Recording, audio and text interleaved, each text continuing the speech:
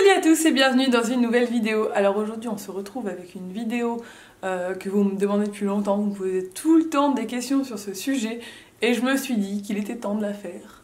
Bientôt 4 ans sur YouTube et je ne sais pas pourquoi je ne l'ai pas encore faite, c'est assez bizarre d'ailleurs. Si vous ne me connaissez pas encore, moi c'est Elissa, n'hésitez pas à vous abonner, ça fait toujours plaisir, il vous suffit juste d'appuyer sur ce petit bouton pour ne louper aucune vidéo. Et cette vidéo, c'est la vidéo de notre rencontre avec Nico. Donc vous avez suivi notre mariage, la naissance d'Ella, etc., etc. Mais je vous ai jamais vraiment raconté l'histoire de notre rencontre.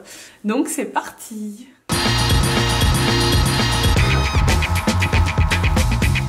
Donc Nico et moi, nous nous sommes rencontrés il y a... bientôt ça fera 8 ans, cet été ça fera 8 ans, donc c'était en 2011, ça date, hein. Ouais ça date. L'histoire est très drôle. Donc en fait, moi je sortais d'une situation amoureuse très compliquée, de 6 ans de situation amoureuse très compliquée.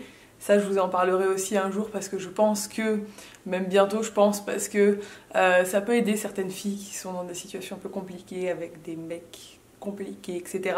Bref, là n'est pas le sujet.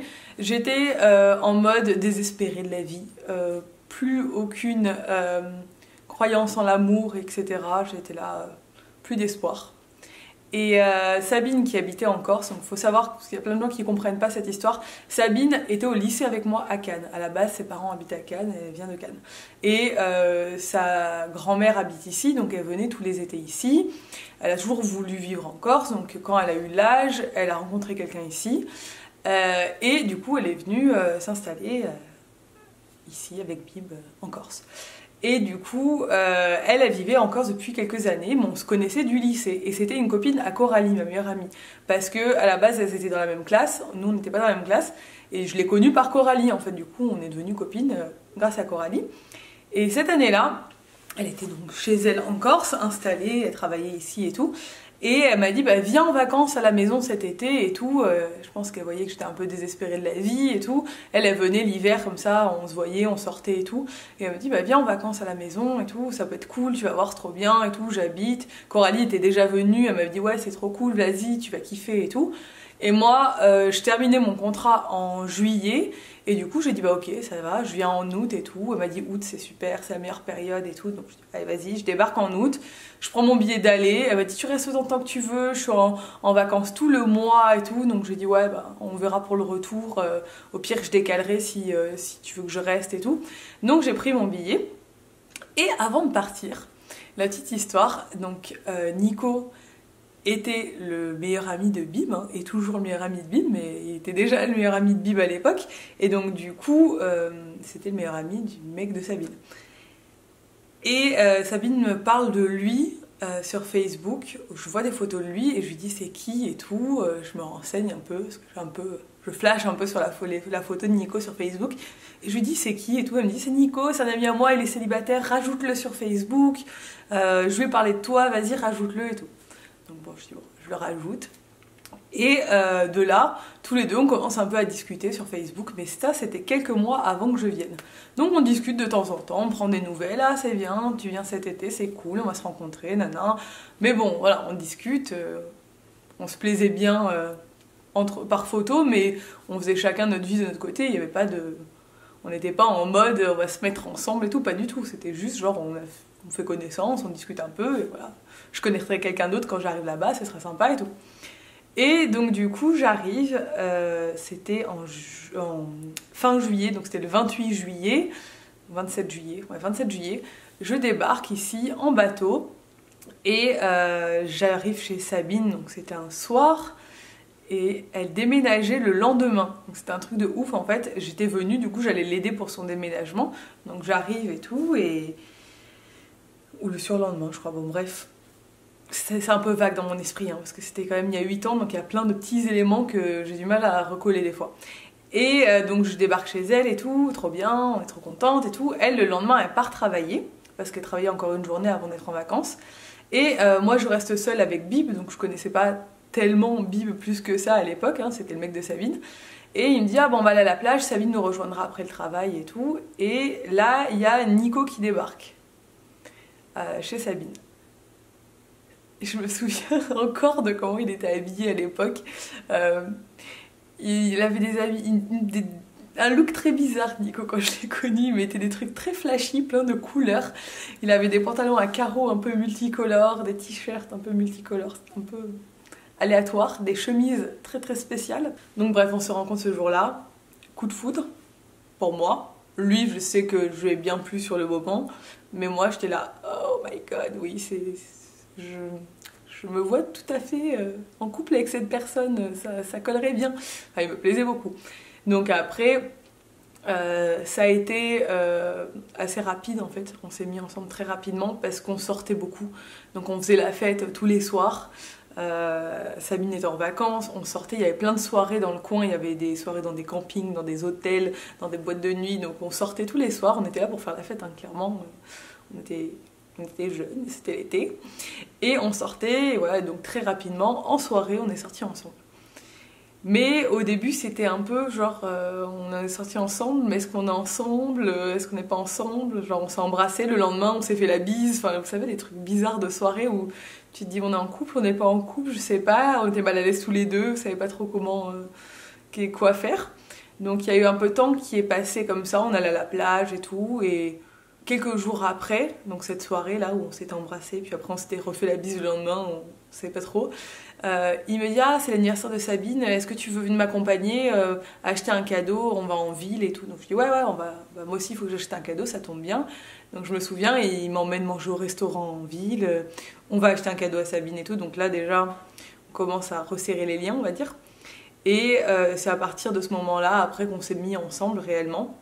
Donc au début, lui comme moi, on pensait que c'était genre une amourette de vacances, que j'allais rentrer chez moi et que ça serait terminé et que voilà, ça allait être un amour de vacances et puis que ce serait fini. Et en fait, au fur et à mesure de ce mois d'août, on a commencé à faire de plus en plus de trucs tous les deux.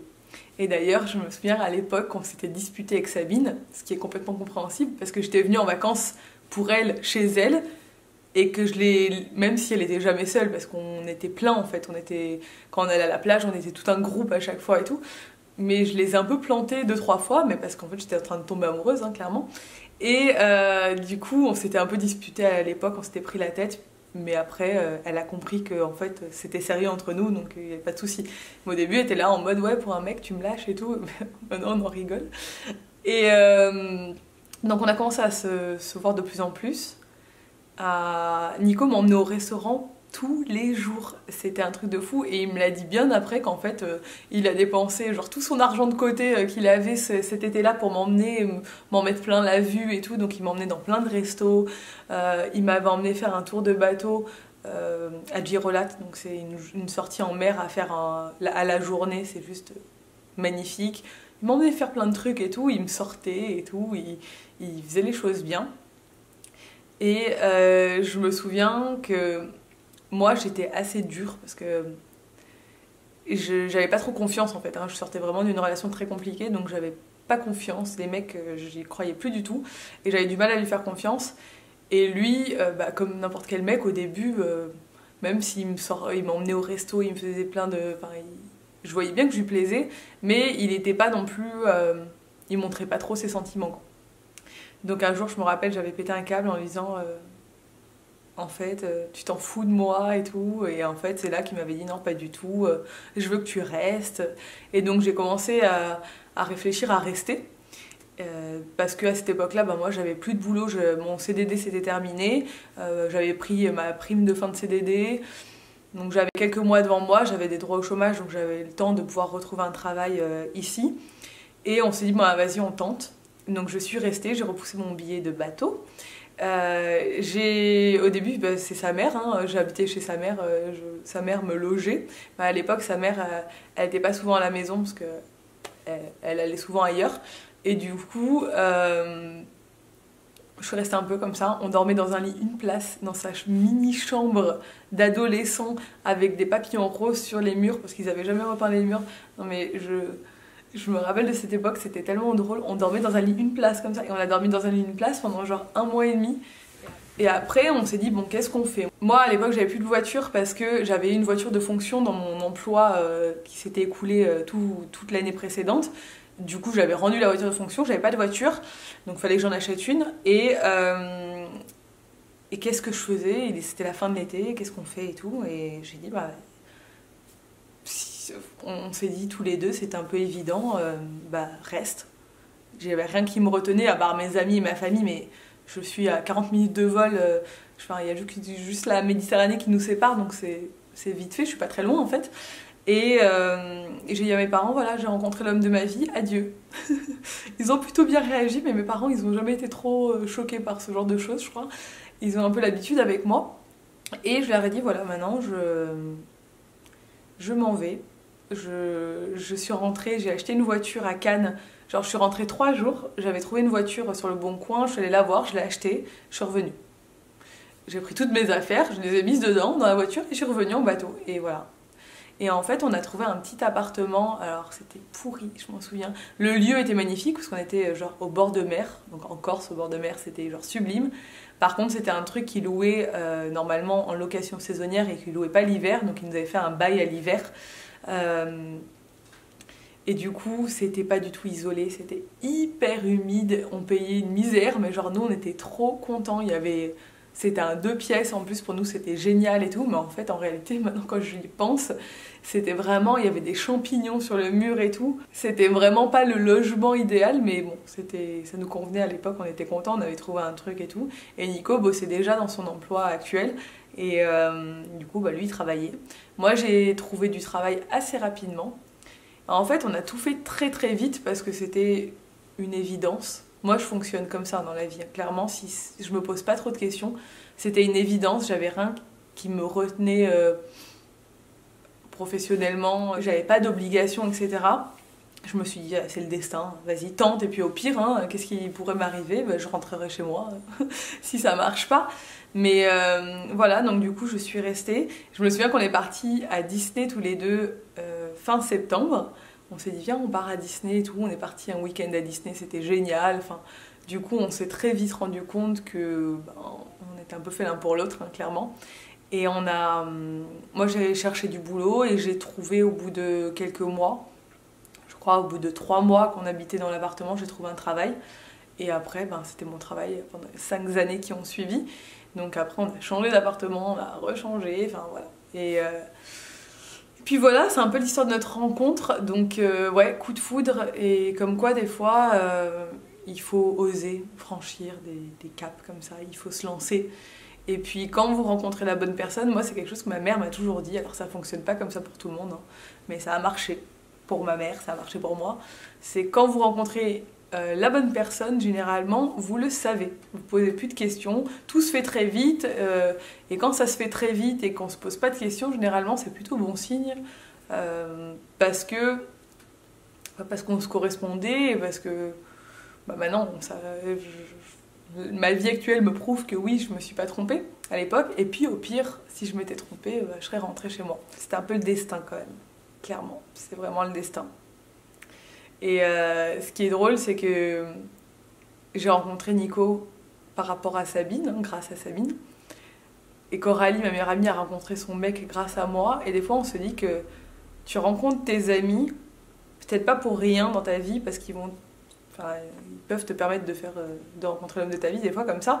Mais en fait, c'est un concours de circonstances et c'est un peu le destin qui a mis tous ces gens-là sur ma route et qui a fait que je sois avec Nico aujourd'hui.